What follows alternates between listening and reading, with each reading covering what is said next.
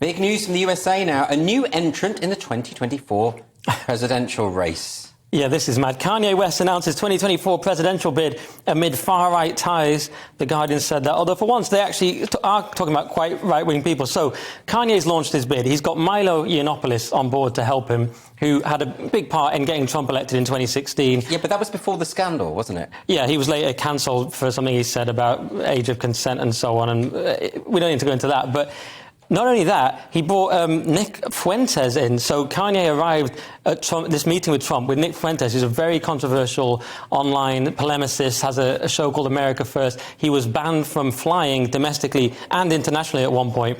He had $500,000 frozen in his account from an FBI investigation. He was at Charlottesville. He was at the January 6th protest, but not at the going into the Capitol bit. He's controversial figure. Some ties with white nationalism. He's a very controversial figure, and the fact that I'm pretty sure Trump wouldn't have realised he was coming to the meeting, and people have actually tried to deny that Fuentes was at the meeting, but others close to it have said he actually definitely was. So wait, Fuentes was at a meeting with Donald Trump? So Kanye came in, he said, I'm bringing Milo with me, and I'm bringing Nick Fuentes in with me, right, which is kind of a bizarre sort of teaming up. And then Trump was said to have been dazzled by Fuentes. The thing about Fuentes is, if you saw him on that Louis Theroux BBC documentary, that's where whatever, he's got his extreme views, but he is very, even The Guardian admitted he was charismatic. He's very funny and charismatic and very smart. So Trump, if he didn't know his background, might just think, who's this guy with this talented young man? And the problem is he's probably going to have to come out and disavow him now because of that. There was a phone call halfway through the meeting, and Trump apparently came back in, and the whole tone had changed. Suddenly he was angry, and he starts attacking Kim Kardashian, and then Kanye's like, that's the mother of my children, bro. And it all apparently just went downhill from there. What a pantomime. I mean, this does seem ridiculous. Now, the last time that Kanye West said that he was going to run, he retracted it 2 days later, didn't he, on Twitter? So is this something we should take seriously? Well, I think it's interesting. The strategy at the time, when I think it was 2020, wasn't it? Yes. Yeah, so it seemed as though this might be mimicking a similar strategy. So as a third candidate for the Republican vote, is he trying to split off perhaps the black vote in America that would perhaps otherwise have been for Biden in a ruse to essentially at the last minute collaborate and throw his weight behind Donald Trump? That was a thought that I had.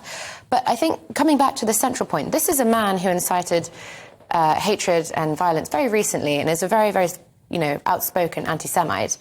And the fact that someone who has, whether it is illegal in America or not, but someone who is able to say those sorts of things and then run for president in the same breath, within the same quarter, it's a really, really damning, well, I think. Isn't he just delusional? I mean, the point... He does suffer from mental health, but then there is a line where if you're suffering from mental health, there is obviously, you have to be well and you have to obviously pass tests in America as to whether you can actually even run the country and whether he would ever pass that. He's not going to... Clearly, Nick, he can't... Well, it's not quite... It may not be as mad as you think in this sense. You could argue Kanye is the kind of reform UK of America. He, along with Milo and people like Nick Fuentes, are going to hold Donald Trump to account to be the kind of radical figure they wanted in 2016. So people like Fuentes were very disappointed with this recent Trump speech, which is rumoured Jason Miller wrote. I know Jason, I haven't been able to ask him if that's true, but it was a much more toned-down, moderate speech, whereas the Milos said, look, this is not what we want. They want the radical Trump of 2016. But this is the problem with when you have these radical figures and they surround themselves with people who are effectively sycophants and courtiers. Exactly. They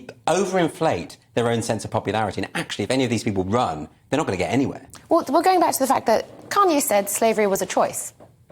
Do we think that someone who is making those sorts of claims and completely disregarding hundreds of years, thousands of years of oppression should be on a world stage at all? Well, I mean, he can run, but I just don't think he's going to be popular. The question he said rappers as role models.